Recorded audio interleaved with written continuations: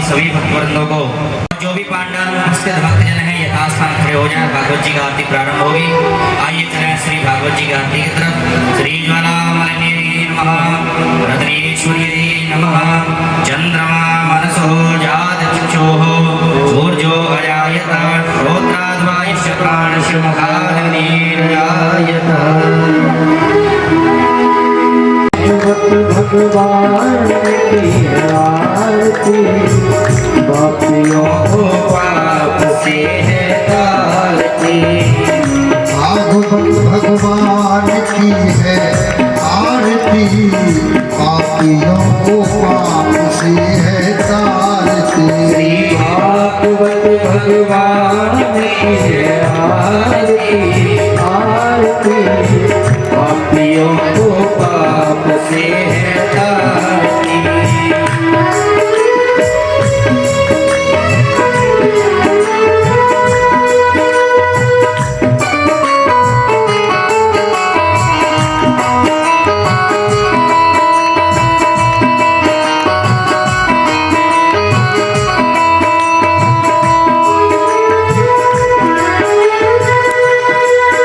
ये अमर ग्रंथ ये मुक्त पंथ ये पंचम वेद निराला नव ज्योत जगाने वाला।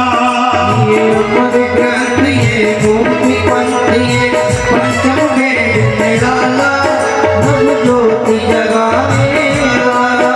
हरि नाम यही हरि धाम यही हरि नाम यही हरि नाम यही हरि नाम यही हरि ये भागवत भगवान की है आरती आरती पापियों को पाप से है तारती। दर्श कराने वाला ये शांति गीत पावन पुनीत पापों को मिटाने वाला हरि दर्श कराने वाला।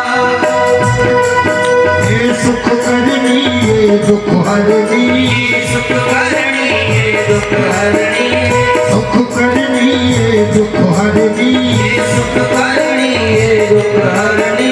श्री मधुसूदन की आरती पापियों को पाप से है तारती। आरती पापियों को पाप से है तारती।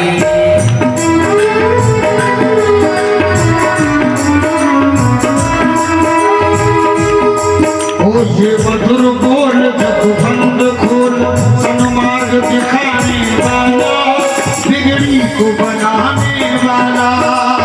मधुर बोल जगबंद खोल शुभ मार्ग बताने वाला बिगड़ी को बनाने वाला। ओ श्री राम यही घनश्याम यही राम यही घनश्याम यही आरती।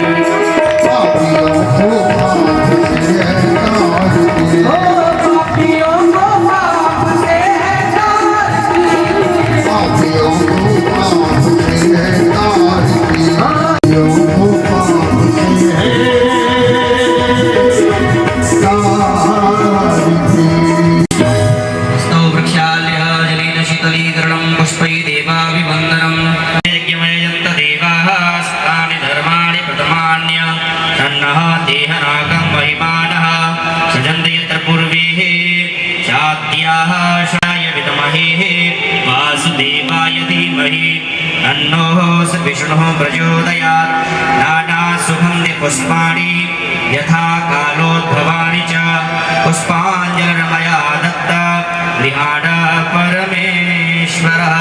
श्रीग्रन्थराजाय नमः। श्रीमद्भागवत महापुराणाय नमः। दिव्यमन्त्रपुष्पाञ्जलिं समर्पयामि।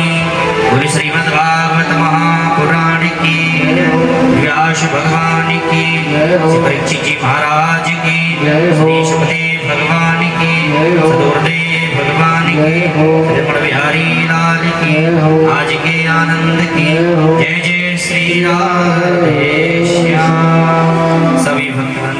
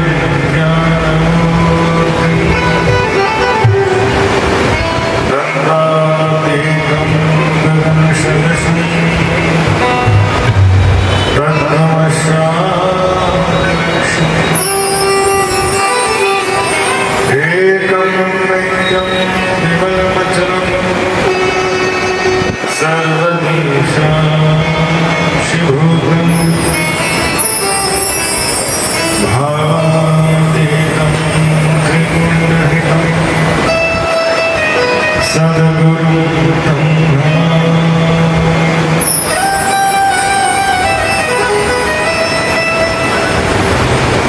ब्रह्म सिरसामी गौरी पुत्र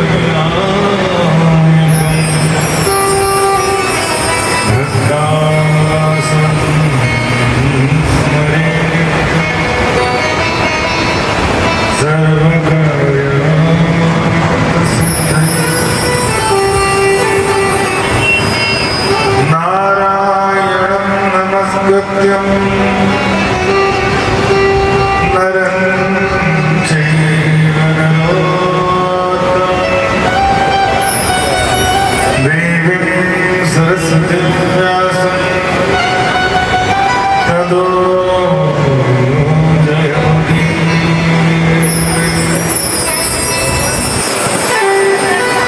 ध्येयं सदा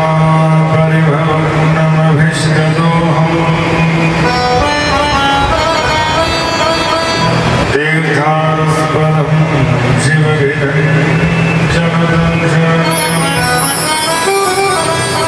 भक्त्यर्थिहं प्रणतपालभक्तिबोधं वन्दे महापुरुषं चरणं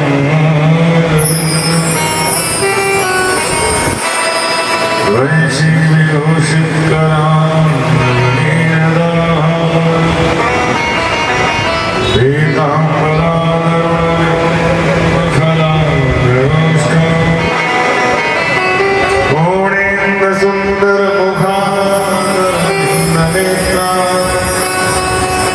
कृष्णात्परं किमपि तत्त्वम्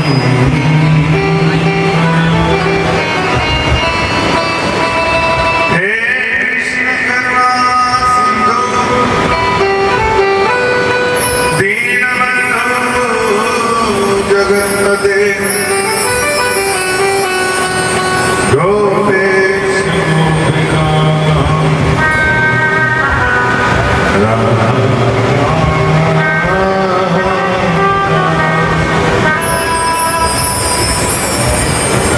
राधा मेरी स्वामी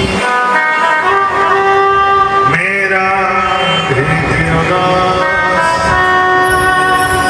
जन्म जन्म वही जियो तो श्री वृंदावन को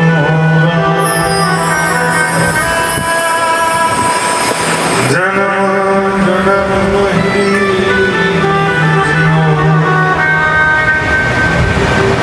श्री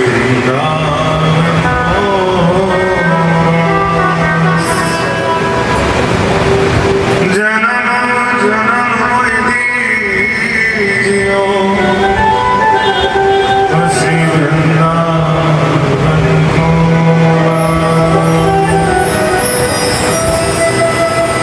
बोले रमण बिहारी लाल की बोल सद्गुरुदेव महाराज की श्रीमद्भागवत महापुराण की जय हो सब संतन की जय हो सब विप्रन की जय हो सब भक्तन की जय हो जय जय श्री राम श्याम जय श्री ठाकुर हमारे रमण बिहारी हम हैं रमण बिहारी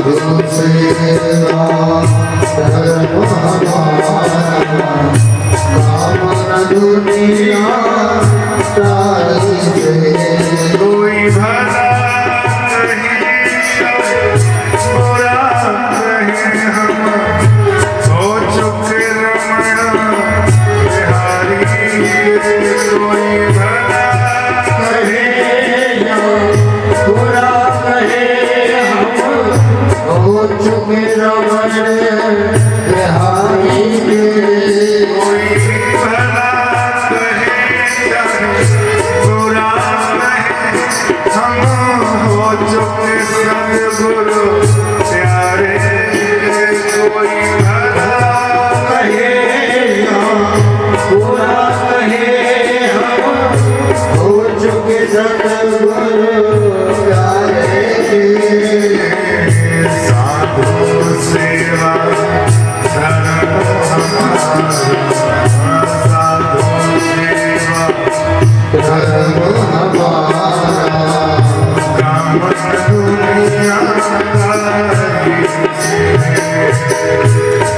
सेवा धर्म हमारा कामन दुनिया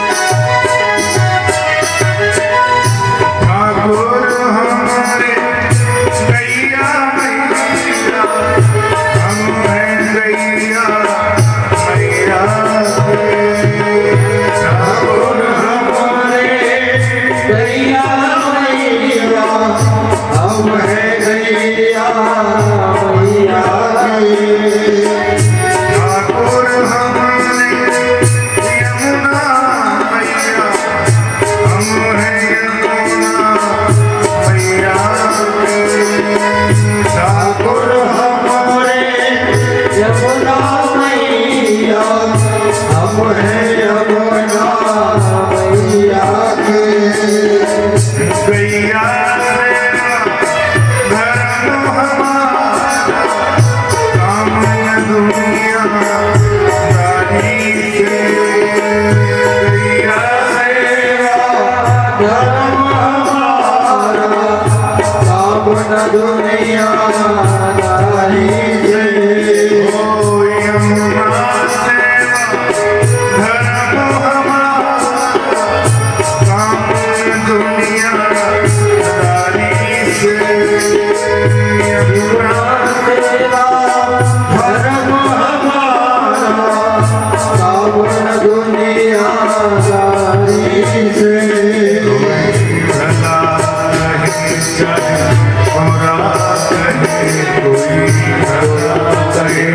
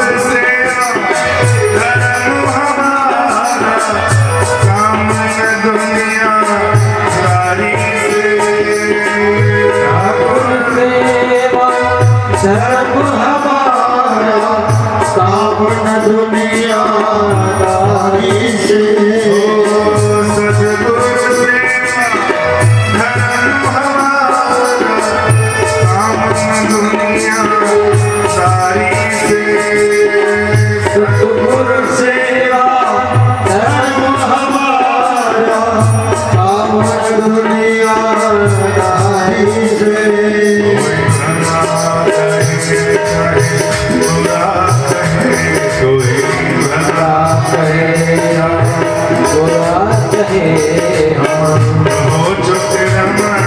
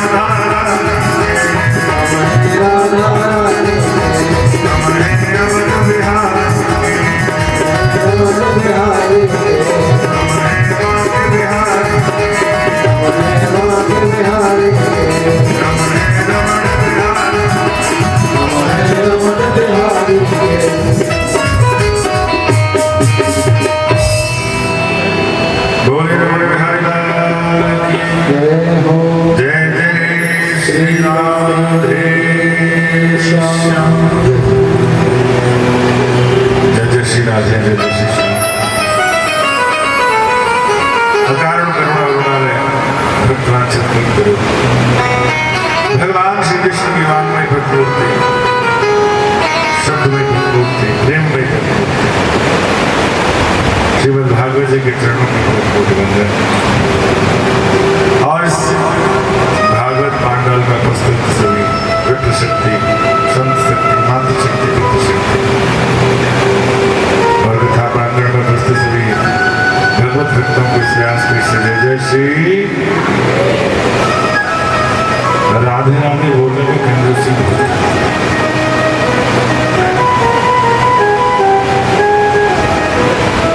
आवाज तो नहीं आती।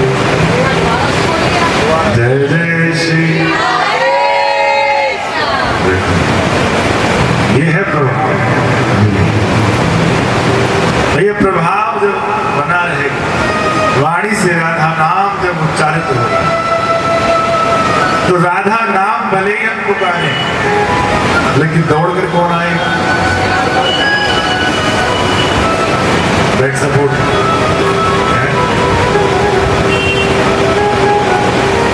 कृष्ण के नहीं। राधा नाम बड़ा प्रिय लगता है और भगवत नाम की चर्चा पिछले दिनों से चल रही है और आपकी बड़ी सुंदर भाग्य है कि कहीं भी कथा का आयोजन होता है तो कथा सुनने का सुअवसर हर व्यक्ति को नहीं मिलता। कभी राम कथा सुनने का अवसर मिलता है तो कभी कृष्ण कथा, और यहाँ एक दिन के अंतराल के बाद दोनों ही कथा लगा इस विश्व सनातन पुष्ट के बाद। सोचने वाली बात यह है कि ये ट्रस्ट जो बनी है, आपको क्या लगता है इनका क्या ध्येय होगा? बहुत से लोगों की तो मंतव्यता अलग अलग होती है, विचारधारा भी अलग है, लेकिन सोच पर किसी की भी पाबंद थोड़ी है। हर व्यक्ति अपनी अपनी सोच रखता है। क्या लगता है इन्होंने ये ट्रस्ट क्यों बनाया? काय कोई कथा कर रहा है, काय कोई लोगों से लड़ाइयां ले रहा है, काय के लोगों की सुन रहे हैं, क्यों बदनामी दिया, क्यों ये पैसा खर्च कर? कोई लोभ है लालच है? एक कथा चला करने से क्या क्या घर चल रहा है? गाड़ियां खरीद रहे हैं? बताओ, गाड़ियां बेच रहे हैं, खरीद नहीं रहे, बेच रहे। जीवन रूपी चलाने के लिए क्या चाहिए? भगवान रूपी ड्राइवर। जिस बस में आप बैठते हो, हम कहीं सफर करने जाते हैं, चाहे बस से जाएं, चाहे ट्रेन से जाएं, चाहे एरोप्लेन से। आप बस में बैठे हैं, सीट पर निर्भीक होकर के बैठ गए, आप मोबाइल चला रहे हैं, आपके पास कुछ खाने का सामान है, खा रहे हैं, नींद आती झपकी भी ले लेते हैं, इधर उधर की बातें भी कर लेते हैं, लेकिन जो ड्राइवर गाड़ी चला रहा है उसकी ओर ध्यान नहीं देते, लेकिन उस पर भरोसा होता, निर्भीक होकर के आप बैठ जाते हैं कि ये हमारी गाड़ी को सही सलामत लेके जाएगा। एक छोटा सा ड्राइवर जो छोटी सी गाड़ी को लेकर के जा रहा है और बिना टेंशन के आप बैठ जाते हैं, जीवन के सभी कार्य करते हैं उसमें बैठ, उस ड्राइवर पर आपको भरोसा है। सोच करके देखिए, ये परमात्मा रूपी जो ड्राइवर है, जीवन रूपी गाड़ी को जो चला रहा है, गर्भावस्थांगतों विवाह गर्भ में आने से लेकर के और अंतिम यात्रा तक की जो गाड़ी चल रही है, हम रात को सोते हैं, फिर सुबह जग जाते हैं, फिर नहाना धोना खाना पीना सब काम चल रहा है। आपको लग रहा है सहज है, कोई ज्यादा बड़ी बात नहीं, लेकिन बहुत बड़ी बात है। जीवन का चलना, सांसों का आना, कार्यों का करना, ये किसकी कृपा से है? किसकी कृपा से कर रहे हैं? उनकी कृपा से। उमादार जो सिद्ध की नाई, उमादार जो सिद्ध की नाई, उमादार जो सिद्ध की नाई, उमादार जो सिद्ध की नाई, सबहि नचावत राम गोसाई, सबहि जावत राम गोसाई, सबहि नचावत राम गोसाई, सबहि जावत राम गोसाई। उमादार जो सिद्ध की नाई, सबहि नचावत। कौन नचा रहा है? वही चला रहा है, और अपनी जीवन रूपी गाड़ी को सौंप दो। तो इनका क्या ध्येय है कि जन जन के बीच में ये कृष्ण भगवान स्थापित हो जाए। अभी आगे प्रसंग आएगा, जब गोवर्धन लीला होगी ना, तब इंद्र स्तुति में हम उसका कारण बताएंगे। ये क्या फायदा कोई समय है। आइए लीला में प्रवेश करते हैं। कल हमने कथा श्रवण पाठ किया और सभी लोगों ने बड़े आनंद के साथ इस कृष्ण कथा को सुना। बोले महाराज सुखदेव जी को जब ये ज्ञान दिया गया तो समय आने पर यही ज्ञान परीक्षित हो गया। आप जरा परीक्षित के बारे में प्रकाश डालें। इनका नाम परीक्षित क्यों पड़ा? शौनकादि ऋषियों को पूछ रहे पर सूत जी महाराज कहते हैं, ऋषि आपने बड़ी अच्छी बात पूछी, आप परीक्षित के जन्म की बात सुनना चाहते हैं तो सुनिए। यदा मधैकौरव संजया वीरेश्वतो वीरगतिं गतेषु भृगोदरा विदग्ध गदा विमर्श भग्नोर्दण्डे धतराष्ट्रपुत्री। उस समय की बात है जिस समय महाभारत में, और महाभारत में कौरव मारे गए, पांडव विजयी हुए, सभी कौरव मारे गए हैं। धृतराष्ट्र दुर्योधन जिसकी रीढ़ की हड्डी टूटी हुई लंकाग्रस्त है, मूर्छित अवस्था है, युद्ध भूमि में पड़ा हुआ है, प्रणाम तो नहीं हुआ है, सिसक रहा है, सियार गिद्ध शरीरों को नोच नोच करके खा रहे हैं और प्रार्थना कर रहा है कि मुझे मृत्यु प्राप्त हो। लेकिन दुर्योधन की मृत्यु ऐसी नहीं हो सकती। दुर्योधन को श्राप है कि जब प्रसन्नता और दुख एक ही क्षण में प्राप्त हो जाए, और ऐसा हो ही नहीं सकता। होगा क्या? जब आदमी दुखी हो तो हंसे कैसे, और हंस रहा है तो फिर रोए कैसे? हो सकता है? प्रसन्नता और दुख दोनों एक ही क्षण में से प्राप्त हो, मृत्यु हो। दुर्योधन युद्ध भूमि में पड़ा है, तभी अश्वत्थामा युद्ध भूमि का निरीक्षण कर रहा है। दुर्योधन को देखा, पहुंचा, गुरुदेव गुरुदेव, जय श्री राम, जय जय श्री राम। देखना बिजली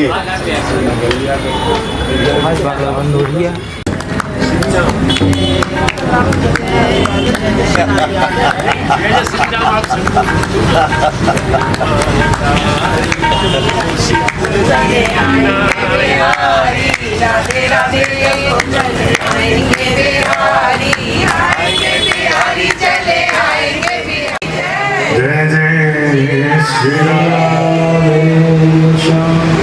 अश्वत्थामा ने कहा, गुरुदेव आपकी ऐसी स्थिति मुझे बड़ा कष्ट है। दुर्योधन ने कहा, अश्वत्थामा मेरी ऐसी स्थिति को दुख कर तुम्हें दुखी होने की कोई आवश्यकता नहीं। गुरुदेव कोई आपकी इच्छा? बोले मैं अपने इस कष्ट से परेशान हूं। मुझे अगर दुख हो रहा है तो केवल एक ही बात का दुख हो रहा है। और किस बात का? बोले हम 100 के 100 कौरव थे, सब मारे, और ये पांडव केवल 5 थे, पांचों के पांचों जिंदा है। मुझे इस बात का दुख नहीं है हम मारे गए, मुझे इस बात का दुख है ये पांचों जिंदा है। अगर इनमें से एक भी अगर मर जाता तो मरते समय मेरी आत्मा को शांति मिले। एक भी अगर मर जाता। और आज की प्रवृत्ति भी ऐसी है, जिस प्रकार दुर्योधन का सब कुछ नष्ट हो गया, खुद मरने वाला है, इस बात से दुखी नहीं है, सामने वाला सुखी है, इस बात से दुखी है। पर हमारे यहाँ भी यही प्रवृत्ति है। हमारे जीवन में कितने कष्ट है, परेशानी है, इस बात से हम दुखी नहीं है।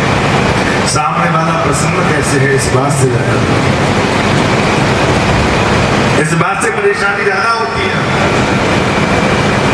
अश्वत्थामा कहने लगा, गुरुदेव कोई बात नहीं, आप एक ही बात कहते हो, मैं 5-5 पांडवों की सिर ला सकता।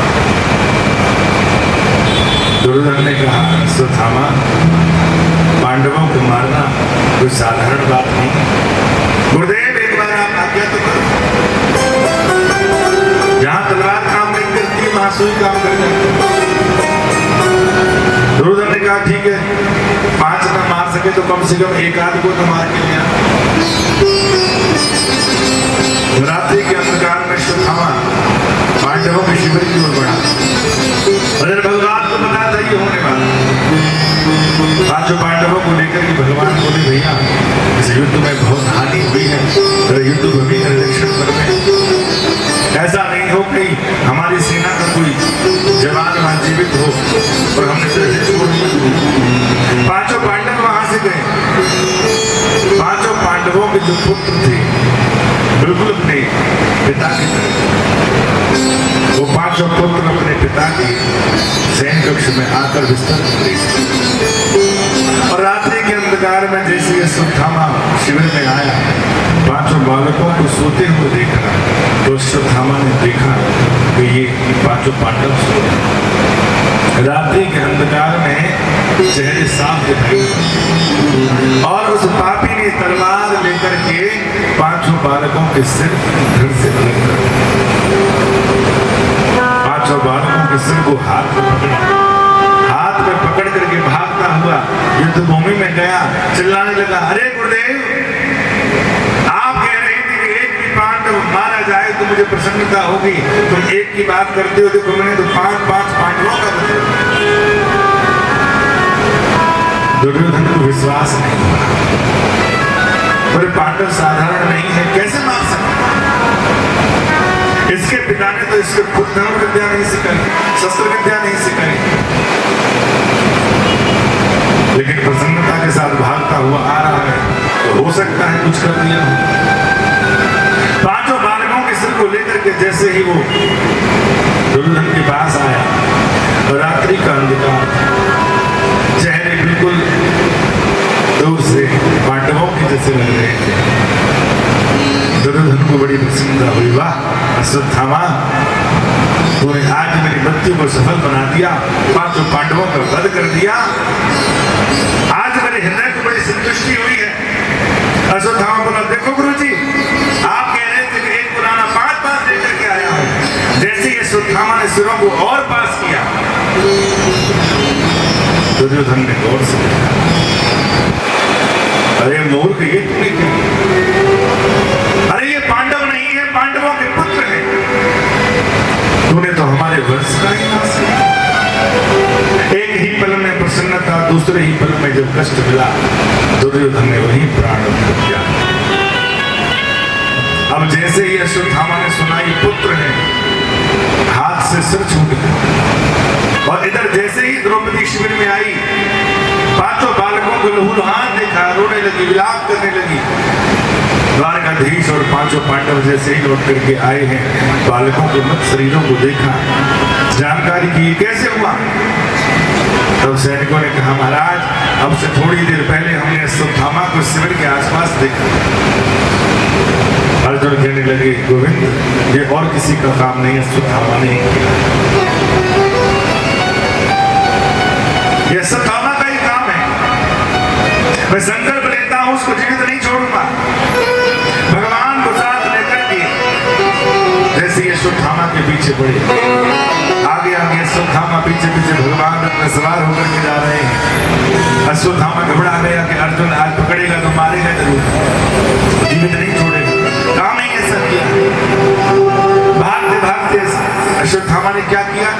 ब्रह्मास्त्र का प्रयोग किया, ब्रह्मास्त्र चला दिया। अर्जुन ने जैसे ही ब्रह्मास्त्र को आते हुए देखा, भगवान से कहा, गोविंद देखो ये क्या किया इसने?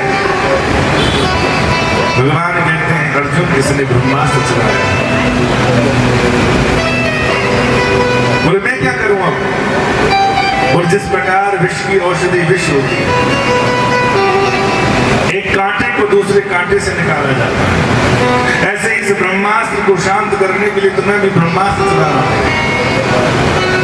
अर्जुन ने भी ब्रह्मास्त्र चलाया, आपस में टकरा करके शांत हो गए। अर्जुन ने तुरंत बंदी बनाकर इसको बेड़ी में डाला और खींच कर लाकर शिविर में लेकर आया, द्रौपदी के सामने पटक दिया, कहा, देवी, ये वही पापी है जिसने तुम्हारे बेटे को।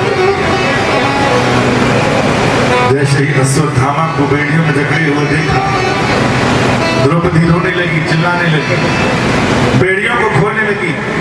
अरे अर्जुन, ये क्या कर रहे हो? तुम जानते नहीं हो कौन है? ये ब्राह्मण है, हमारे गुरुदेव का पुत्र है, और एक ब्राह्मण के साथ इस प्रकार का व्यवहार उचित नहीं है। अर्जुन कहते हैं, देवी, तुम्हें शायद पता नहीं कि हमारे बालकों का हत्यारा कौन है, यही है अश्वत्थामा, और मैंने प्रण लिया है, मैं इसको जिंदा नहीं छोड़ूंगा। द्रौपदी ने कहा, स्वामी एक बात बता, अगर इसका वध करने से मेरे पुत्र वापस हो जाए तो मैं आपसे निवेदन करती हूँ अभी इसका वध करो, लेकिन इसका वध करने से मेरे पांचों पुत्र वापस आने वाले नहीं। गुरु द्रोणाचार्य को वैसे ही वीर गति को प्राप्त हो चुका। माता कृपी का केवल एक यही सहारा है, बुढ़ापे का, क्योंकि स्त्री के जीवन में एक संतान और एक पति, ये दो ही ऐसे सहारे हैं जिनके सहारे अपना जीवन व्यतीत है।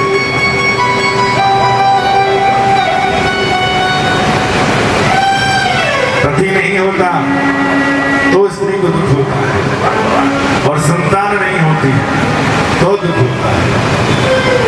संतान न हो तो पति के सहारे जीवन काट देती है, और पति न हो तो संतान के सहारे अपना जीवन काट देती है। गुरुदेव तो पहले ही मेरी गति को प्राप्त हो चुके हैं और गुरु माता का केवल एक ही सहारा है ये पुत्र।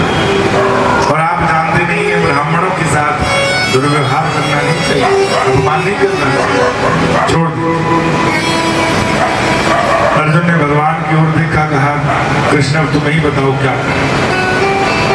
भगवान ने कहा जैसा शास्त्र कहते हैं वैसा करो। वो शास्त्र क्या कहते हैं? वो शास्त्र कहते हैं कि ब्राह्मण कैसा भी हो उसको मारना नहीं चाहिए, और आताताई कोई भी हो उसको छोड़ना नहीं चाहिए। आताताई किसे कहते हैं?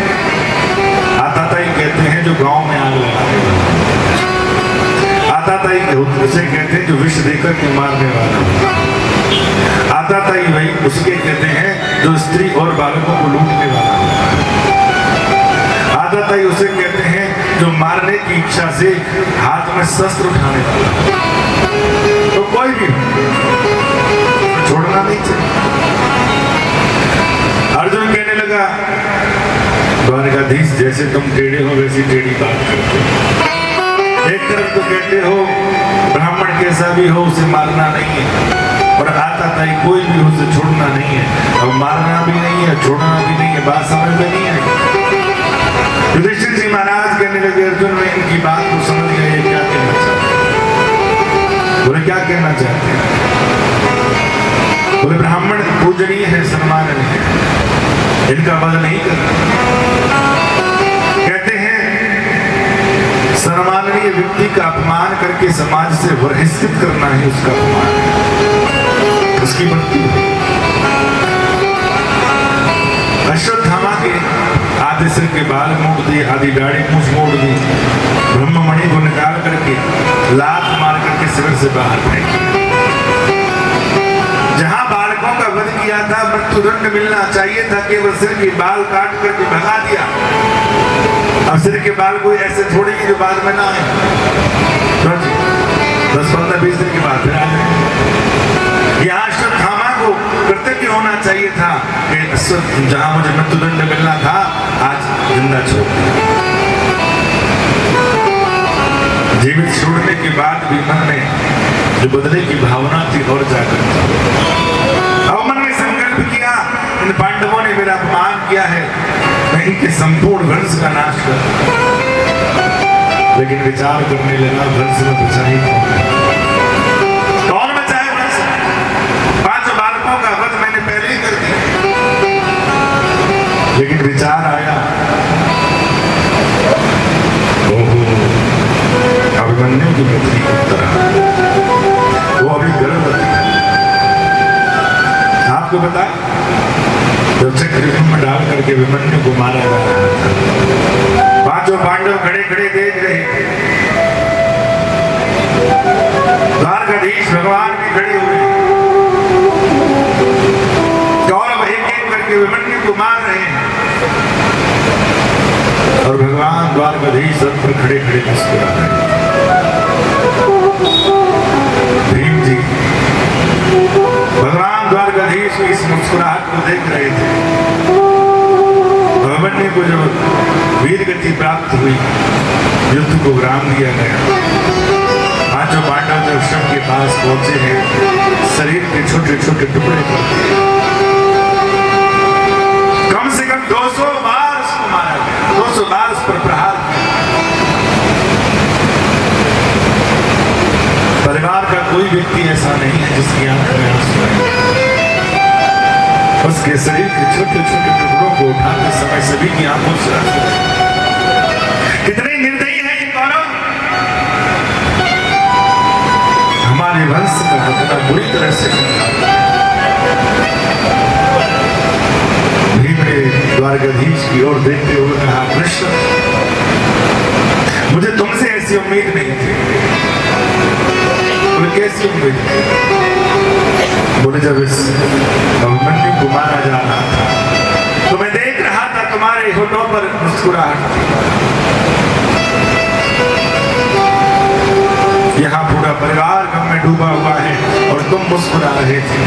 ये बात कुछ समझ में नहीं आई। कहने लगी भैया इस बात को मैं कैसे समझाऊं, इस बात को अभिमन्यु जानता है कि मैं बोले अभिमन्यु, बोले हाथ सिर उठा करके देखा आकाश मंडल में खड़ा अभिमन्यु मुस्कुरा रहा था। पुलिस को मारा गया, 200 बार प्रहार किया गया। क्यों? और मैं मुस्कुरा रहा हूं, क्यों? जानते? बोले इसको 200 बार जन्म लेना था, 200 बार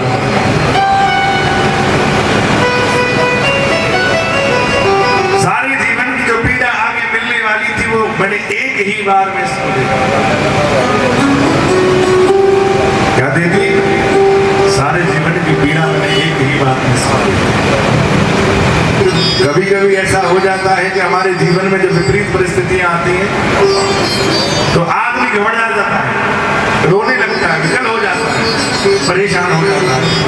भगवान से बार बार कहता है हम तो आपकी बड़ी पूजा अर्चना करते हैं, बड़ी सेवा करते हैं, फिर भी हमारे जीवन में इतना दुख है, क्यों? और जिंदगी आनंद से चल रही हो तो बड़ा प्रसन्न होता है। और एक बात समझना, जिंदगी अगर स्मूथ है, कोई टेंशन नहीं, सब बढ़िया चल रहा है तो कोई खतरा है। और जिंदगी में टेंशन है तो भगवान की दृष्टि तुम्हारे ऊपर। एक मंदिर में सेवा होती थी, ठाकुर जी को चंदन लगता था। चंदन लगाने के लिए जो एक पत्थर होता है, सिल होती है जिस पर चंदन घिसा जाता है, वो जो सिल थी वो खो गई। अब चंदन घिस के लगाना है, पूरा मंदिर खोज लिया पर वो सिल नहीं मिली। बोले भैया अब कैसे चंदन लगाए? तो एक नवयुवक बोला महाराज पत्थर एक से फर्श के पत्थर में घिस लो, साफ जगह कर लो, थोड़ा सा घिस लो, घिस जाएगा। उसके कहने पर पत्थर को साफ करके घिसना शुरू किया, लेकिन फर्श का पत्थर कैसा था? चिकना, बहुत घिसा लेकिन घिसने पे ही नहीं आया, एक रत्ती भर चंदन नहीं घिसा।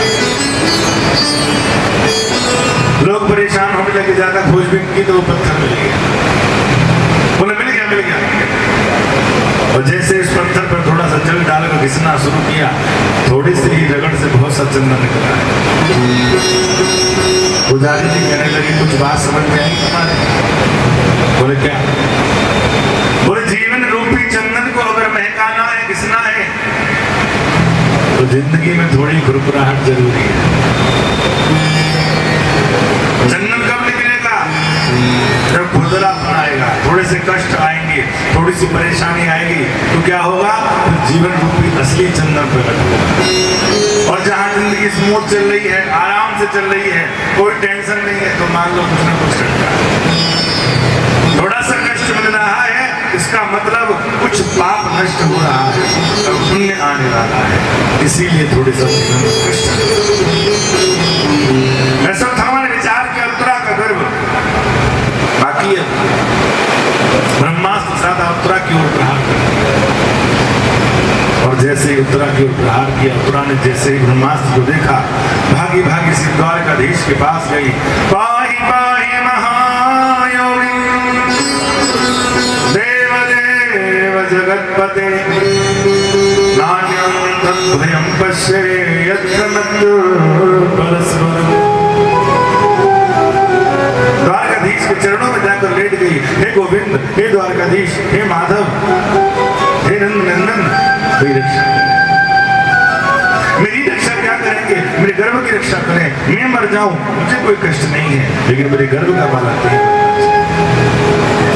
द्वारकाधीश भगवान ने देखा ब्रह्मास्त्र गर्भ की ओर आ रहा है, सूक्ष्म रूप धारण किया, उत्तरा के गर्भ में प्रवेश किया, चतुर्भुज रूप धारण करके उस ब्रह्मास्त्र का शिकार, गर्भ का बालक परीक्षित देख रहा है, गर्भ में चतुर्भुज रूप धारण करके कौन आया? श्याम वर्ण है, मंद मुस्कुराहट है, ये कौन है जो मेरी रक्षा कर रहा है? एक रूप में भगवान सामने खड़े हैं, दूसरे रूप में गर्भ में खड़े हैं। गर्भ के अंदर ब्रह्मास्त्र बालक को मारने का प्रयास कर रहा है, भगवान उस ब्रह्मास्त्र को नष्ट कर रहे हैं। ऊपर से कुछ नहीं उतरा, कोई परेशानी तो नहीं। गोविंद मैं ठीक हूं। जैसे ही ब्रह्मास्त्र को नष्ट किया भगवान अपने रूप में आए। फिर भगवान ने पूछा उत्तरा सब ठीक है ना? उत्तरा ने कहा गोविंद जब आप हैं तो किसी चीज की कोई कमी थोड़ी है। मेरे गर्भ के बालक को कुछ नहीं होने वाला। शौनकादि ऋषियों ने पूछा गुरुदेव एक बात बताएं। द्वारकाधीश के पास पांचों पांडव खड़े हुए हैं, कुंती खड़ी हुई है, सब खड़े हैं, लेकिन उत्तरा ने केवल भगवान द्वारकाधीश को ही पुकारा। क्यों? सोचिए महाराज कहते हैं शौनकादि ऋषियों उत्तरा इस बात को जानती है कि जो गलती मैंने की थी, जो मेरी गलती सास ने की थी, वो गलती मैं नहीं करी। क्या गलती करी थी?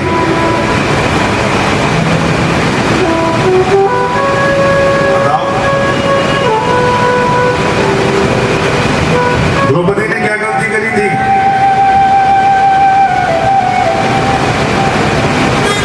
और जब भरी सभा के बीच में द्रौपदी की साड़ी को खींचा गया, द्रौपदी ने गलती सबसे पहले ये की थी कि लोगों से प्रार्थना। आपने कई बार सुना होगा कि भगवान के घर में देर है पर अंधेर नहीं। सुना? ये सच है या झूठ? हमारी आदि कहावतों को थोड़ा जोड़ दिया, तोड़ दिया, मरोड़ दिया। लोग कहते हैं कि भगवान के घर में देर है पर अंधेर है। इसमें आधा सच है और आधा झूठ है। ये बात सच है कि भगवान के घर में अंधेर नहीं है, बिल्कुल नहीं। पर ये बात सच नहीं है कि भगवान के घर में देर है। देर कौन करता है? देर करते हैं हम। कौन करता है? हम देर करते हैं। उत्तरा यही बात विचार कर रही है कि जो गलती सास ने करी वो गलती मैं नहीं करूंगी। दुशासन ने पकड़ करके लाया तो सबसे पहले द्रौपदी पुकार कर रही है पतियों की। पांचों पांडवों के सिर उठे नहीं। फिर द्रोणाचार्य से कहते आप तो कुछ बोलिए। वो द्रोण ने भी कुछ नहीं। पितामह भीष्म की ओर देखा। पितामह भीष्म आप तो कुछ कहिए। मैं जानती हूं एक बार आप फटकार लगा देंगे तो इन कौरवों की इतनी हिम्मत नहीं है मुझे स्पर्श भी कर सके। पितामह भीष्म शांत प्रजा की ओर कहा। प्रजा भी शांत जिस जिससे सहायता मांग सकती थी द्रौपदी मांग, लेकिन कोई भी बचाने वाला नहीं आया। द्रौपदी ने दोनों हाथों से अपनी साड़ी को पकड़ रखा, चिल्ला चिल्ला करके पुकार रही है, पतियों को बुला रही है, गुरु द्रोणाचार्य को बुला रही है, पितामह भीष्म को बुला रही है, प्रजा को बुला रही है, सैनिकों को बुला रही है, लेकिन कोई नहीं आया। द्रौपदी को जब लगा अब कोई बचाने नहीं आएगा तो क्या किया? अपना बल लगाया। क्या लगाया? अपना बल।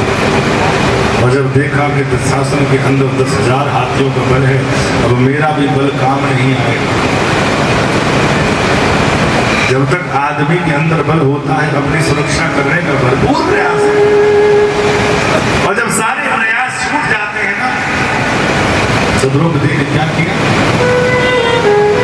अपने हाथ से साड़ी को छोड़ दिया और साड़ी छोड़ करके कि वो दोनों हाथ ऐसे उठा करके भगवान से कहा काज आज महाराज लाज गई मेरी,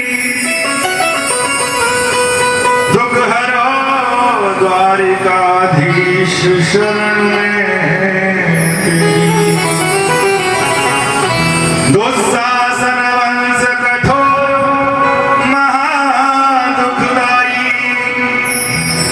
कर पकड़त मेरो चीलाज नहीं आई।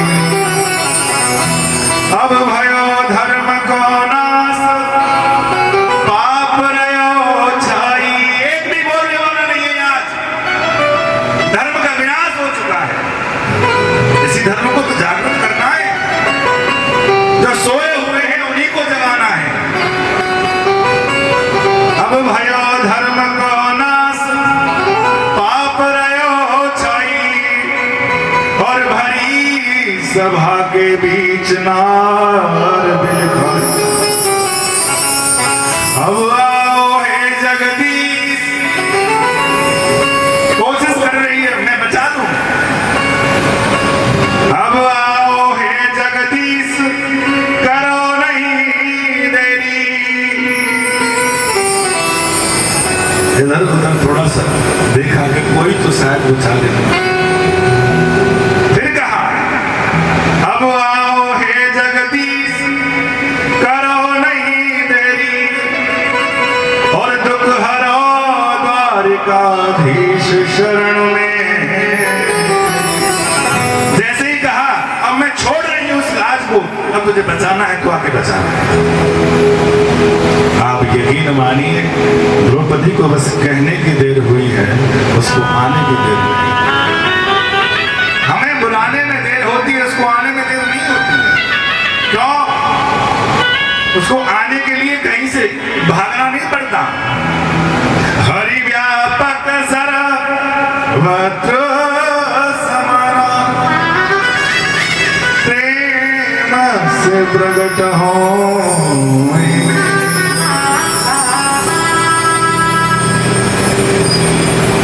जो गलती मेरी सांस से,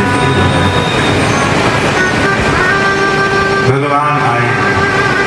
इसीलिए आज के बाद इस बात को बोलने से पहले सोच लेना, भगवान के घर में अंधेर नहीं है, देर हमारी तरफ से है। क्यों? जो काम हमें बहुत साल पहले शुरू करना था, पर कहते हैं जब जागो तब सवेरा। अब जागृति हो गई है तो इस अलग को, इस लौ को हम ऐसा प्रज्वलित करेंगे कि संपूर्ण विश्व प्रकाशित होगा। विजय स्तंभ हमें गाड़ना है। जब जागो तब सवेरा। यहाँ उत्तरा के गर्भ की रक्षा की।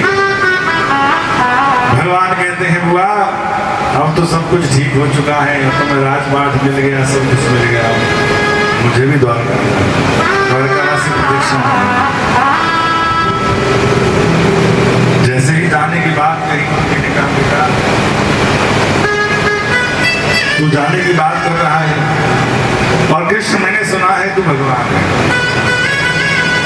अगर तू भगवान है तो अपनी बुआ को कुछ देना। भगवान ने कहा बुआ तुम्हें मांगने में देर होगी, मुझे देने में देर होगी। कुंती कहती है बेटा अगर तू देना चाहता है ना तो मेरे जीवन में दुख दे।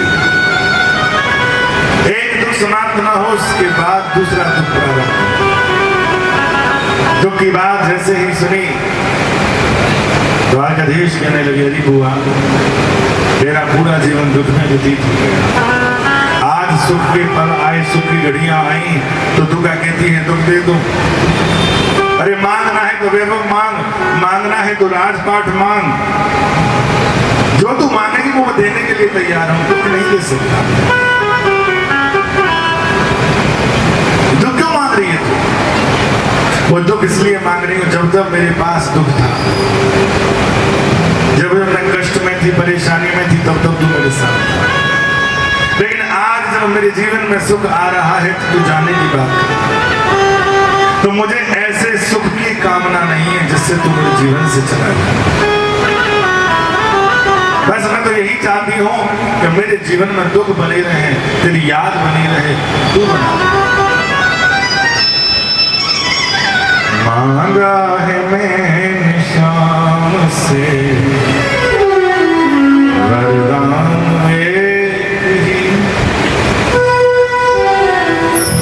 तेरी कृपा बनी रहे, तेरी कृपा बनी रहे जब तक जिंदगी। क्या मांगना है? सोना चांदी गाड़ी घोड़ा ये मत मांगो। क्या मांगो? कृपा, तुम्हारी कृपा बनी रहे। मांगा है मैंने शाम से वरदान, मांगा है मैंने शाम से वरदान। और ये वरदान मैं अकेला नहीं मांग रहा हूँ,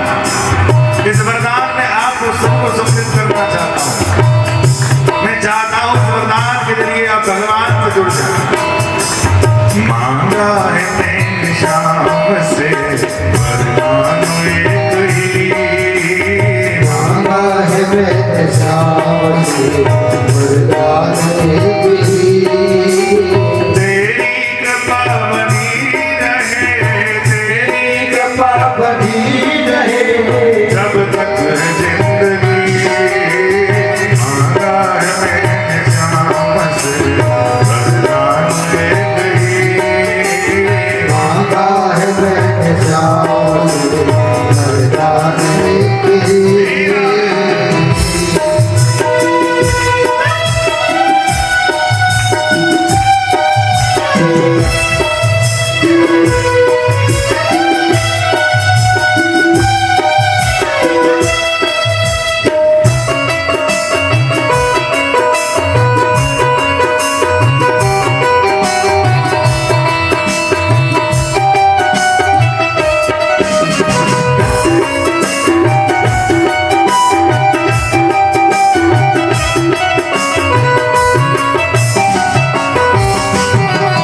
और देखो,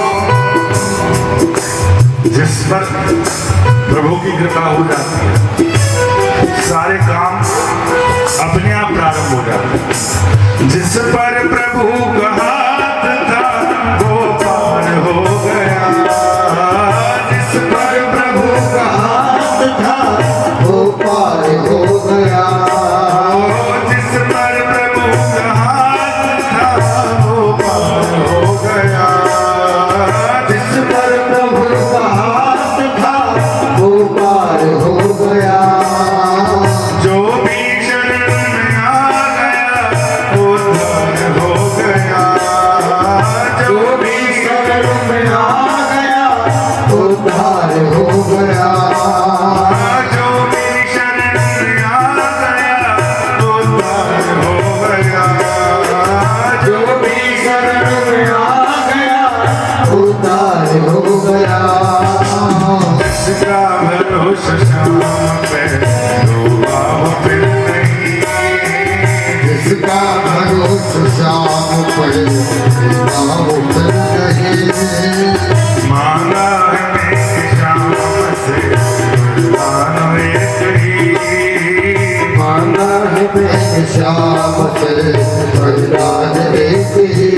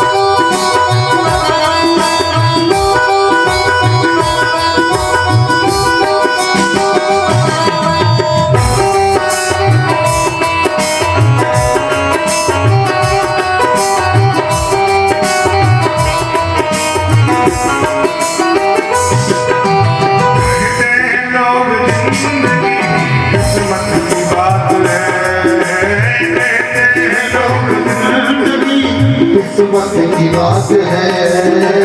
कहते हैं लोग जिंदगी किस्मत की बात है। कहते हैं लोग जिंदगी किस्मत की बात है। किस्मत बनाना भी मगर नहीं के हाथ है। किस्मत बनाना भी किसी के हाथ है। किस्मत बनाना भी मगर नहीं के हाथ है। किस्मत बनाना भी उन्हीं के हाथ है। नहीं के हाथ में कैसे है? अब सौंप दिया इस जीवन का सब भार तुम्हारे हाथों में है। जीत तुम्हारे हाथों में है। हार तुम्हारे हाथों में। मुझ में तुझ में बस फर्क है ये। मैं नर हूँ तुम नारायण हो। मैं हूँ संसार के हाथों में। संसार तुम्हारे हाथों में। संसार तुम्हारे हाथों में। संसार तुम्हारे हाथों में। संसार तुम्हारे हाथों में। संसार तुम्हारे हाथों में। संसार तुम्हारे हाथों में। संसार तुम्हारे हाथों में। किस्मत बनाना भी मगर नहीं के हाथ है। किस्मत बनाना भी उन्हीं के हाथ है। किस्मत बनाना भी मगर नहीं के हाथ है। किस्मत बनाना भी उन्हीं के हाथ है। बनवारी कर यकीन अब। बनवारी कर यकीन अब। ज्यादा समय नहीं। बनवारी कर यकीन अब। ज्यादा समय नहीं। मांगा है मेरे नाम से मांगा है मैंने जान से बलिदान की।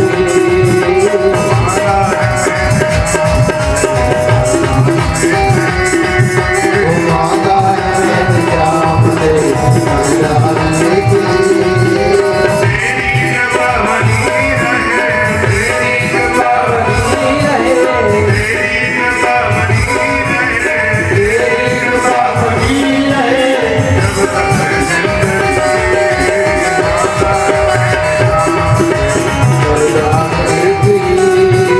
मांगा है मैंने जान से बलिदान की। मांगा है मैंने जान से बलिदान की।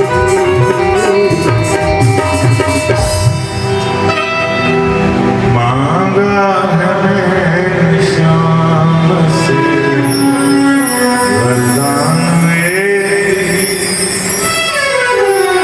तेरी कृपा बनी रहे जब तक है जिंदगी। इस छोटी सी लाइन में बहुत बड़ी बात कहते हैं। ये लाइन भगवान को पागल बनाने के लिए है। तेरी कृपा बनी रहे जब तक है जिंदगी। जिंदगी माने 84 लाख योनियों में अगर आना पड़ जाए तो जब जब मैं जन्म जब जब मेरा जीवन हो तब तब तेरी कृपा चाहिए। मुझे अगर पुष्प भी बनना पड़े तो ऐसा पुष्प बनकर के पैदा हूं जो तेरे चरणों में चले। मुझे अगर पत्थर भी बनना पड़े तो ऐसी जगह लगूं जहां भक्तों के चरण पड़े। मुझे अगर कांटा बनना पड़े तो ऐसी जगह लगूं जहां से तेरी माला की शोभा बढ़ता है। जो भी योनि मुझे प्राप्त है, तो कुत्ता बनाना तो अपने दरवाजे का बना लेना। तेरे भंडारे में खाकर जब पत्थर फेंकी जाएंगी तो प्रसाद की कुछ जिस भी योनि में जाऊं, जब तक जब तक जियो, जिस योनि में भी जियो, तेरी कृपा।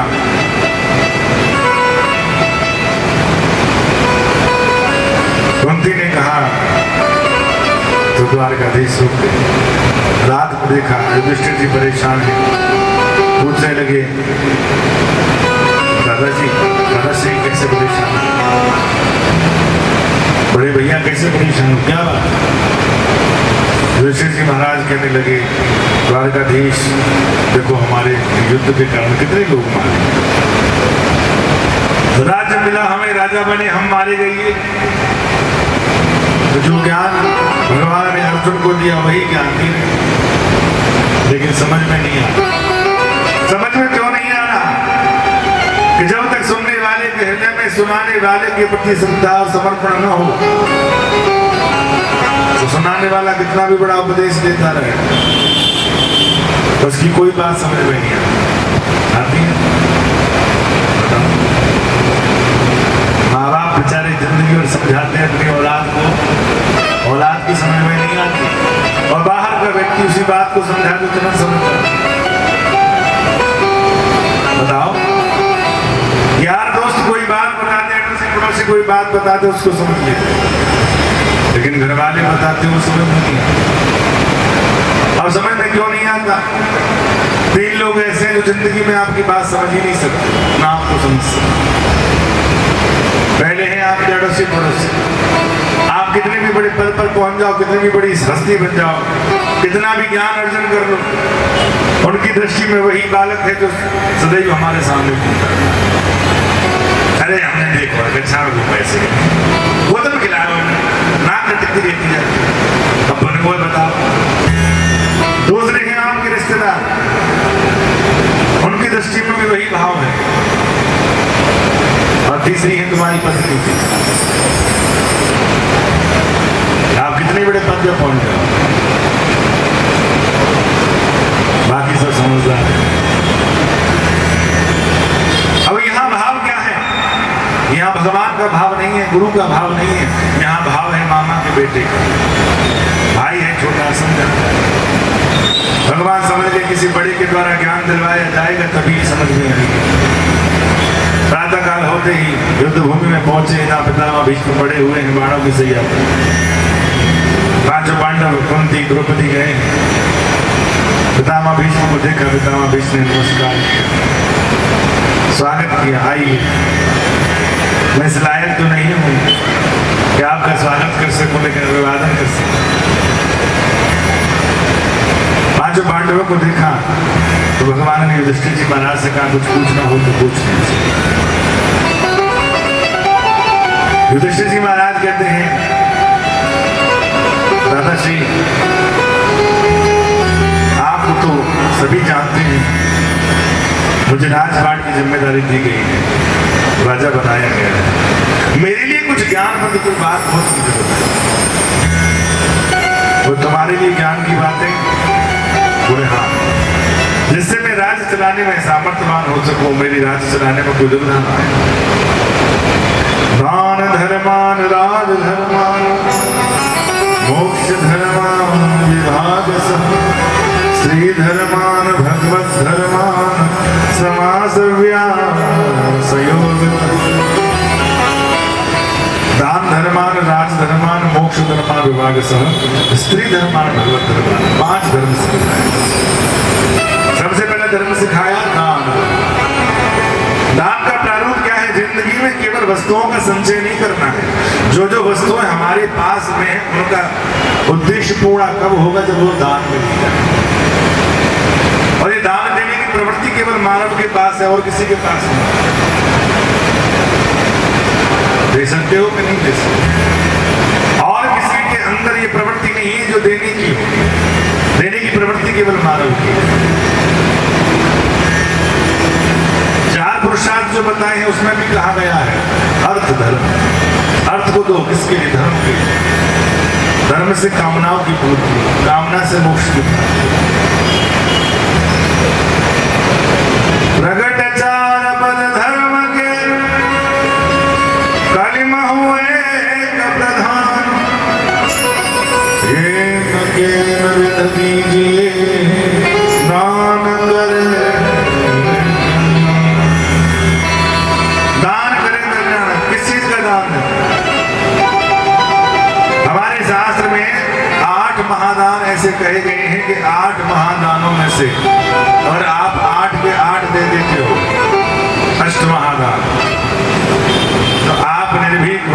तो हो जाओ। पर ये 8 दान हर व्यक्ति नहीं कर सकता, पर कोशिश करे तो कुछ भी असंभव नहीं है। कौन कौन से अष्ट महादान बताओ? अष्ट महादानों में सबसे पहले आता है गौदान। गरुड़ पुराण अगर आपने सुनी हो तो वैतरणी नदी से पार जाने के लिए गौ माता का दान दिया जाता है। बोले कितनी दें? जितनी तुमको दी जाए उतनी दो। कब दें? बोले स्वस्थ चित्त मन से, जब आप हष्टपुष्ट हो, झूठ सुन सकते हो, बोल सकते हो, कर सकते हो, तब। बहुत से लोगों की मानसिकता है कि जब कोई मरने वाला होता है तभी गौदान किया जाता है। कितने लोग मानते हैं इस बात को? अगर कोई जिंदा व्यक्ति कोई सही सलामत हो, अगर गौदान कर रहा हो तो उसको रोक देते हैं। आप तो ठीक ठाक हो, क्या जरूरत पड़ रही है आपको? और जीवन में मुख्य रूप से 3 बार गौदान करना चाहिए। 3। पहला, जब बालक का जन्म हो, पूर्व के पाप के संचय के लिए गौदान दिया। दूसरा, विवाह अवस्था में मंडप के नीचे शादी होने का, जब बहू लेकर के आते हो और तो श्रीमती जी आ रही हैं तो क्या क्या करके आ रही हैं, क्या पूर्व का इनका पाप है, उसकी निवृत्ति के लिए गौदान दिया। और तीसरा है जब जाने की अवस्था हो जाती है, हम जब जाते हैं ना संसार को छोड़ करके, तो बड़ा धर्म किया, धर्म के जो कुछ भी किया सबको बराबर करने के लिए गौदान। पहला अष्टदान में से एक महादान है गौदान। दूसरा दान है स्वर्ण दान। क्या दान? सोना। पर आजकल तो सोना इतना महंगा हो गया है, लोग दान करने की तो सोच ही नहीं सकते, पर करने वाले करते हैं। करने वाले को बहाना नहीं चाहिए, सही बहाने वाले भी बहुत हैं। एक प्रसंग शायद मैंने सुनाया हुआ और सुना भी हुआ। एक संत महात्मा जंगल में कुटिया बना करके रहते थे। उनका नियम था कि रोजाना सूखी चंदन की लकड़ियों से गोविंद का भोग बनाते, ठाकुर जी का भोग लगाते स्वयं का। पर नियम यही था कि सूखी चंदन की लकड़ी से भोजन, और लकड़ी नहीं मिली तो भोजन बनाना ही नहीं, भोग लगाना ही नहीं, भूखे रहना। एक बार स्वास्थ्य खराब हो गया, वर्षा ऋतु प्रारंभ हो गई, लकड़ियां तो संगना होती है, चंदन की लाना भूल गई। 4-5 दिन तक लगातार वर्षा पड़ी। तो महात्मा जी विचार करने लगे, चलो मैं नहीं खाऊंगा कोई बात नहीं, लेकिन गोविंद भूखे हो। अब समुदायों की व्यवस्था करने के लिए चले, जहां भी जाते हैं वर्षा ही वर्षा, गीली लकड़ियां। तो विचार किया चलो अर्जुन के पास जाते हैं। भाई पांडव राजा है, अर्जुन के पास पहुंचे, कहने लगे अर्जुन मैं गोविंद का भोग जो है सूखी चंदन की लकड़ियों से बनाता हूँ, कुछ व्यवस्था हो जाएगी। पास में ही बैठे थे द्वारकाधीश। अब अर्जुन को लगा द्वारकाधीश के होते सोते मुझसे बात कही गई तो थोड़ा सा मेरा महत्व ज्यादा। अरे क्या बात करते महात्मा जी, आप जितनी चाहो उतनी। तो फिर दिलवाद उसे बोले बैठो। सैनिकों को बुला के कहा जाओ महाराज जी के लिए लकड़ियां लेकर के आओ। सैनिक चल दिए, भगवान मुस्कुराने लगे, हाँ लेके आओ। जहां भी जाते हैं वही वर्षा, जहां भी जाते हैं वही वर्षा। 2 दिन का समय व्यतीत हो गया। इधर महात्मा जी बोले भैया समय बहुत हो रहा है, तो महाराज जी लेने गए, सबर करो। 2 दिन के बाद लौट कर सैनिक आए, बोले महाराज जहां भी जाते वर्षा ही वर्षा, कहीं लकड़ी नहीं। अरे कहीं तो मिलती, कहीं नहीं है महाराज जी। अब अर्जुन को जब लगा, मैंने कहा तो बड़े अहंकार से था लेकिन व्यवस्था नहीं हुई। अब लौट करके महाराज जी को डांटा है, तो पता नहीं थी वर्षा शुरू होने वाली है, पहले इकट्ठी कर देते, अब कहां से आएंगी लकड़ियां। महात्मा जी बड़े दुखी हुए, उदास मन से जाने लगे। तो द्वारकाधीश भगवान बोले अरे महाराज सुनो। महात्मा जी जी द्वारकाधीश बताइए आपको सूखी चंदन की लकड़ियां चाहिए? बोले जी। बोले मैं ऐसे व्यक्ति को जानता हूं जो आपकी इच्छा को पूरा कर देगा। अब यहाँ अर्जुन विचार करने लगे जब हम नहीं करवा पाए तो ऐसा कौन सा दूसरा। बोले प्रभु जब ये अर्जुन नहीं करवा पाए तो कौन कर सकता है? बोले हाँ एक है, जानता हूं मैं। बोले कौन? बोले है। बोले कौन, बता तो दो। बोले कर्ण के पास चले जाओ। किसके पास चले जाओ? कर्ण के पास। अलग अलग राज्य थे। बोले ये तो हमारा शत्रु है, इसके पास क्यों भेज रहे हो? बोले तुम पे व्यवस्था थी नहीं? बोले फिर भेजो। अब महात्मा जी कहने लगे देखो द्वारकाधीश, ये तुम्हारे मित्र हैं, जब यही व्यवस्था नहीं करवा पाए तो वो कहां से कर देगा? और करवानी है तो तुम भी हमें संग चलो, तुम्हारी बात का प्रभाव ज्यादा होगा।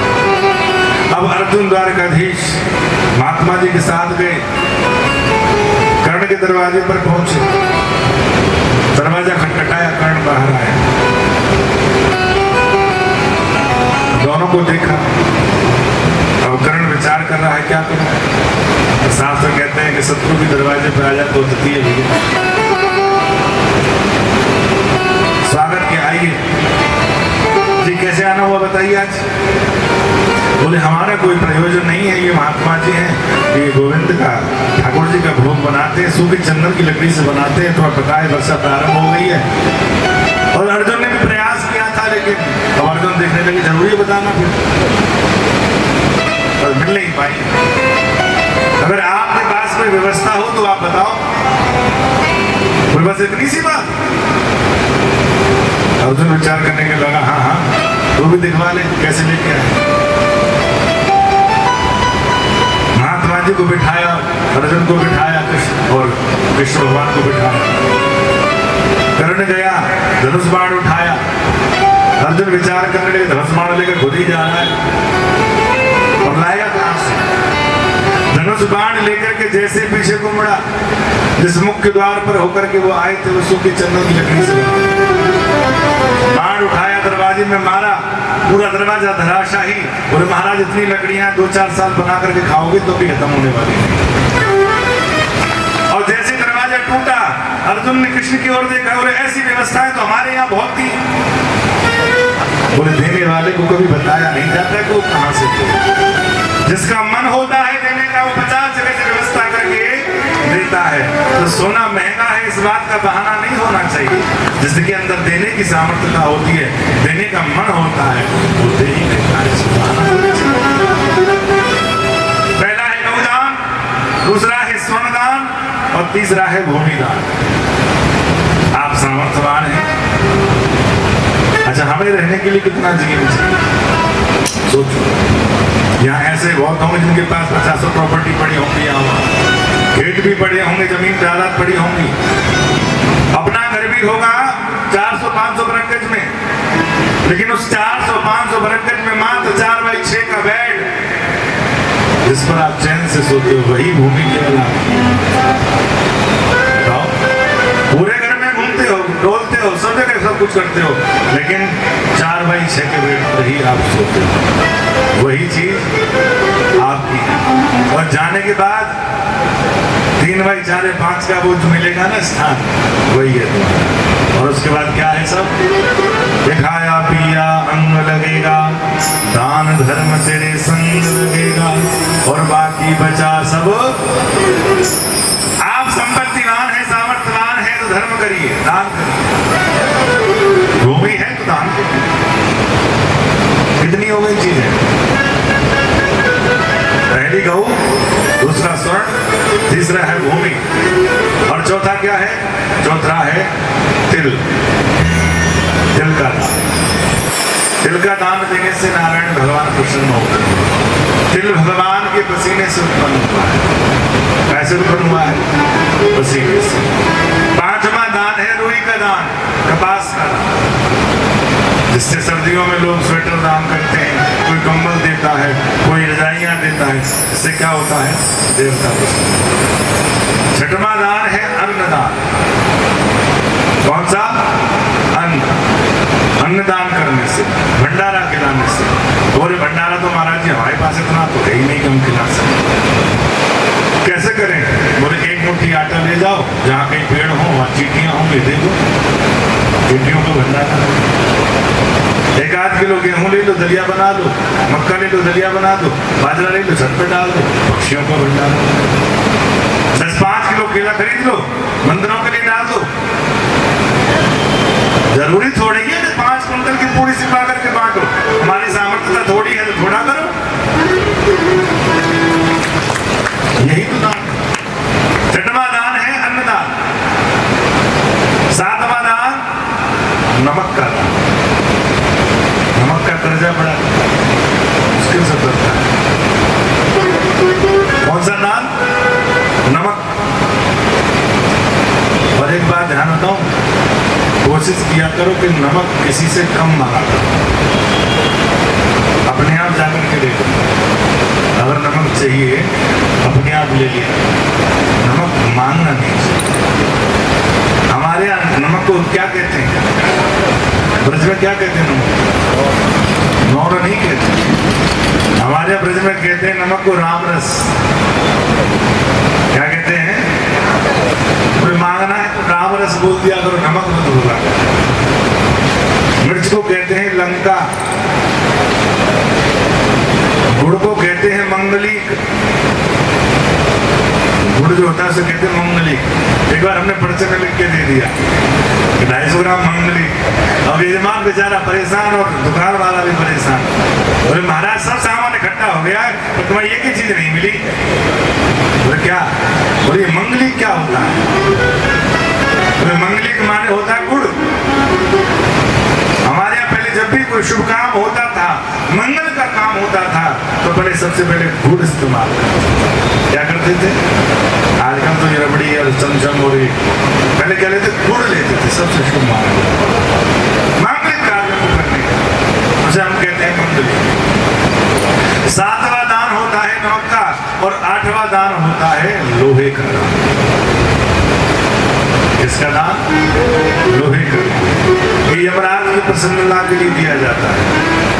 तो ये अष्ट महादान है और जिसने जीवन में ये 8 महादान कर लिए उसकी जो जीवन की जो बाधाएं हैं वो समाप्त हो।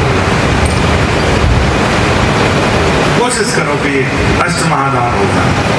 अष्ट महादान हम करते। द्वारकाधीश भगवान की जय। जय श्री राम। रामाधीश ने कहा दान धर्म। जीवन में केवल वस्तुओं का संचय नहीं करना है। अगर कोई वस्तु कमाई है तुम्हारे उपयोग से ज्यादा है, उसको दान करना शुरू करो। दूसरा नियम बताया राग धर्म। तुम राजा बने हो तो राजा का धर्म क्या है? जब तक शरीर में बल है, शरीर में प्राण है, और जहां अधर्म हो रहा हो उस अधर्म को रोकने का प्रयास है। शक्ति नहीं है, बल नहीं है, रोक नहीं सकते हो, वहां से पलायन करना। संपूर्ण प्रजा की रक्षा करना, जनता की रक्षा करना तुम्हारा कर्तव्य है।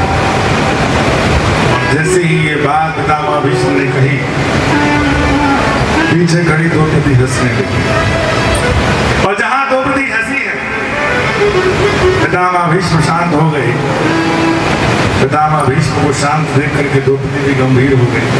पितामह भीष्म ने कहा, बेटी मेरी ऐसी कौन सी बात तुझे हास्यास्पद लगी जिस पर तुझे हंसी आ गई?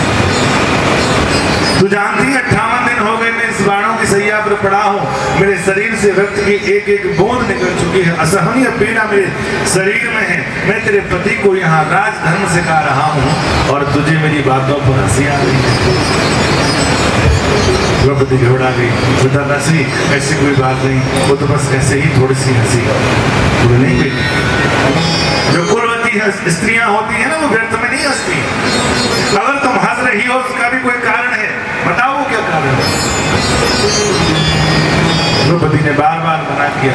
पितामह भीष्म ने जब ज्यादा जिद की तो द्रौपदी ने केवल एक बात कही, दादाश्री मैं कोई बात कहूँ तो आप बुरा तो नहीं मानो? बोले नहीं बेटी, तेरे किसी भी बात का मुझे बुरा नहीं लगेगा। तो द्रौपदी ने जब कहा, दादाश्री आज आप मेरे पति को राजधर्म सिखा रहे हैं कि जब शरीर में बल हो और अधर्म हो रहा हो, पाप हो रहा हो तो रोक प्रयास करना। जब अधर्म हो रहा हो, शरीर में बल हो, तो रोकने का प्रयास करना। कहाँ गया था ये आपका उपदेश? मैं बड़ी सभा के बीच में दुशासन मेरी साड़ी को खींच रहा था, मैं बारंबार आपसे निवेदन कर रही थी और आप सिर झुका करके बैठे। मैं जानती हूँ आप आजीवन ब्रह्मचारी हैं, गंगा के पुत्र हैं, आपकी एक ललकार से पूरी सभा कांप जाती। लेकिन आप क्या बैठे थे? मौन। संसार में उपदेश देना तो बड़ा आसान होता है, लेकिन उस उपदेश पर खुद अमल करना बड़ा कठिन है। आप कह रहे थे कि शरीर में बल हो तो अधर्म को रोकने का प्रयास करना। यही बात सुनते ही पितामह भीष्म की आंखों में आंसू आ गए। बेटी, मैंने उस दुर्योधन का नमक खाया था और मेरी रक्त में उसका नमक था। उस नमक की वजह से मेरी जो बुद्धि थी ना वो खराब हो। और ये वास्तविकता है, धर्म का धन अगर आप सेवित कर रहे हैं तो बुद्धि भी धर्म की बनेगी। और अगर आपके द्वारा ग्रहण किए हुए अन्न में, धन में अगर पाप समाहित है तो पाप बुद्धि को कहावत है, जैसा खाओगे अन्न वैसा होगा मन, जैसा पियोगे पानी वैसी होगी वाणी। इसीलिए हमारे यहाँ कहते हैं कि सोए धन धन्य प्रथम गति जाति। वही धन धन माना जाता है जिसका पहला भाग धर्म में। धर्म में मतलब हम जिस माध्यम से भी पैसा कमाते हैं उसका प्रथम भाग का धर्म है। जिस प्रकार से घर में बनने वाला भोजन और भोजन में बनने वाली पहली रोटी हम गाय के लिए निकालते हैं, पहली थाली भगवान के लिए निकालते हैं, ऐसे घर में आने वाले धन का पहला भाग धर्म के लिए। तो वो क्या हो जाएगा? वो पवित्र हो जाएगा। अपवित्रता नहीं आएगी, फिर वो धन व्यर्थ में नहीं जाएगा। कि राम नाम भजते नहीं, करें दान में भी, उनके धन को खाएंगे वैश्या वैद्य।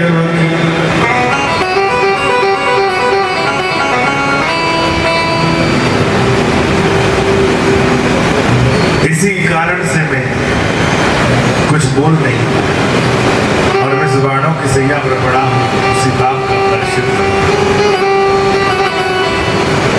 इधर उत्तरायण सूर्यों को देखा, पितामह भीष्म ने कहा गोविंद अब जाने का समय आ गया है, तो हम जाना चाहते हैं, लेकिन जाने से पहले चाहते हैं कि हम अपनी बेटी का विवाह आपके साथ।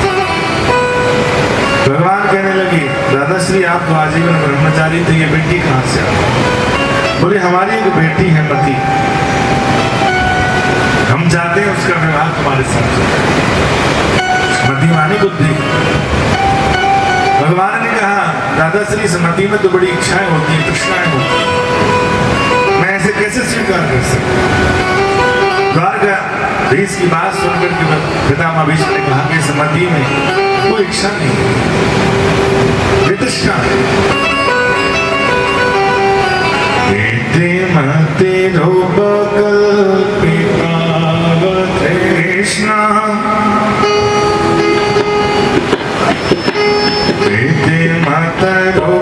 कल्पिता तृष्णा, भगवती सात्वक भगते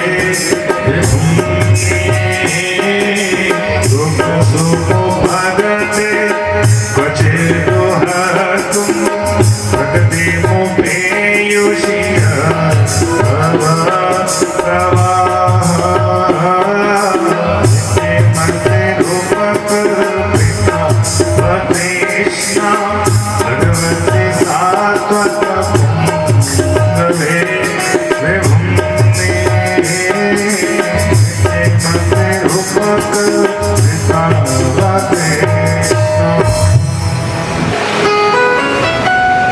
इस मती में कोई तृष्णा नहीं, वे तृष्णा है, केवल आपको माना चाहते हैं। गोविंद इसका भगवान ने उनकी प्रार्थना को स्वीकार किया और भगवान को देखते देखते पितामह भीष्म ने अपने प्राणों को त्यागा और अंत में उनकी आत्मा परमात्मा में विलीन हो गई।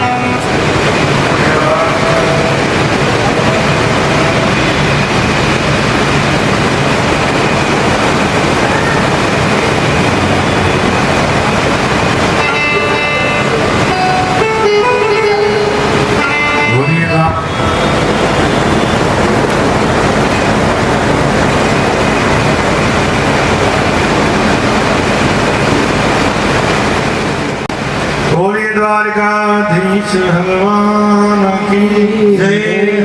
जय जय श्री राम। भगवान को देखते देखते पितामह भीष्म ने देखा।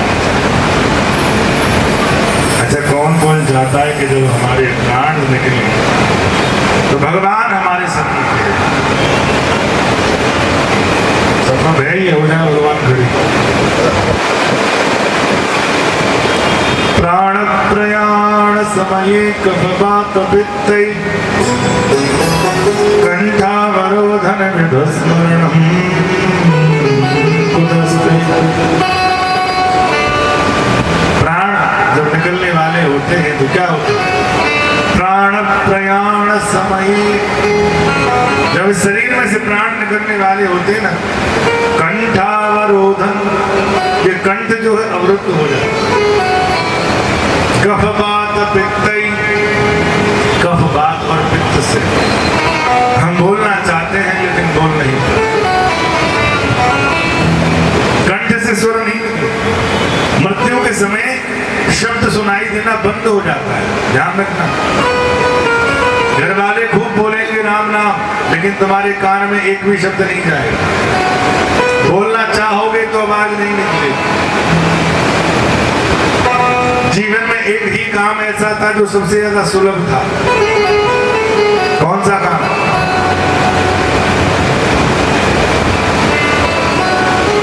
आराम, नाम। सुलभम भगवन् नाम जिह्व्या चवचवर्धनी तथापि नरकं यान्ति किमाश्चर्यं महत्तरम्। ये गरुड़ पुराण का श्लोक है। भगवान कहते सुलभम भगवन् नाम, भगवान का नाम लेना जीव के लिए सबसे ज्यादा सुलभ है। जिह्व्या चवचवर्धनी, ये जिह्वा हमारे बस में रहती है। तथापि नरकं यान्ति, जिह्वा हमारे बस में है, नाम लेना सुलभ है, लेकिन फिर भी हमें नरक में जाना पड़े। तो किमाश्चर्यं महत्तरम्, तो इसमें आश्चर्य की बात है। आश्चर्य हमारे यहाँ वैसे 7 बताए गए कि ताजमहल आश्चर्य है जी, हैं? 7 वंडर्स बताते हैं, पर वो 7 आश्चर्य नहीं है। आश्चर्य तो यही है कि हम अपना कल्याण करना जानते हैं, हमें सब पता है, कर सकते हैं, लेकिन फिर भी नरक में जा रहे हैं। इससे ज्यादा आश्चर्य की कोई बात है? किसी को नहीं पता है तो चलो ठीक है, एक कहावत है ना, पूछता मूर्ख न कहा है। किसी को मार्ग में पता नहीं किधर जाना है, रास्ता नहीं पता, फिर भी चले जा रहा है तो उसे मूर्ख कह दो, पूछ ही नहीं रहा किसी से। हम सब जानते हैं, रोज सुन रहे हैं, सभी मार्ग को जान रहे हैं, कर्म को जान रहे हैं, लेकिन नहीं कर रहे, तो हमसे ज्यादा मूर्ख कौन? अंतिम समय में भगवान का हमें दर्शन हो जाए तो नाम जप है। आंखें निहारी रास्ता सरकार आपका। राम को जब सोने जाऊं बिस्तर, एक बार आंखें बंद करके गोविंद का ध्यान के सामने कोई चित्र लगा लेना। जब उठो तो दर्शन हो जाए, जब सो तो दर्शन हो जाए। आंखें निहारे रास्ता सरकार आपका, रास्ता सरकार आपका। आंखें निहारे सरकार आपका, आंखें निहारे रास्ता सरकार आपका।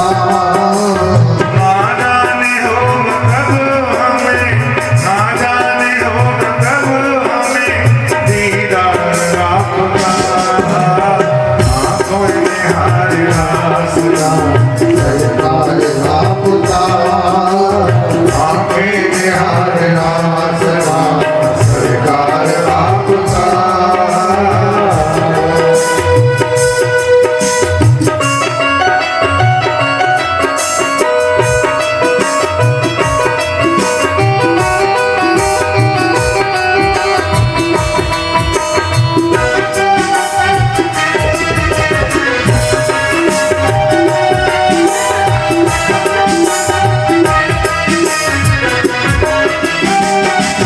आया हूँ तेरे द्वार पे मुझको संभालिए आया हूँ तेरे द्वार पे मुझको संभालिए ओ आया हूँ तेरे द्वार पे मुझको संभालिए आया हूँ तेरे द्वार पे मुझको संभालिए दर्शन की आस मिल